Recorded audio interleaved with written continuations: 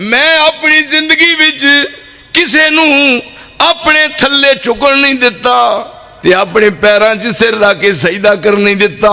ते मेरे अल्लाह मेरे तो बाद मेरी कब्र दी हिफाजत तू करनिया ने। अल्लाह मेरी कब्र दा तू मुहाफिज है। यानी अल्लाहुम्मा ला तजाल कब्री वासन युबद, मेरी कब्र नू बुत ना बनाई। ओ फखर अंबिया दा, ओ फखर अंबिया दा मंग मंग गया दुआई।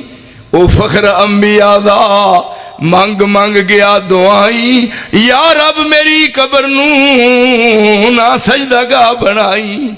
सजदा रवाज हुंदा बिन रब दे मां सिवा नू।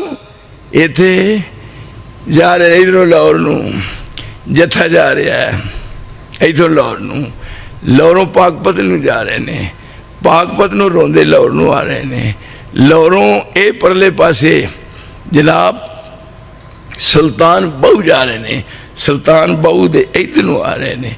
इधरों एक पार्टी सेवन शरीफ नू जा रही है, सेवन शरीफ नू, सेवन शरीफ वाले नंगी पैरी लाहौर आ रहे ने। खजल हो के मर चले हो, कुछ अकल की गोली खाओ है। एक तो इतफाक नहीं होंदा, लाहौर वाले की इतने तसली नहीं हुई। क्यों भाई इतने मुतमिन नहीं होए? हो भले मानसो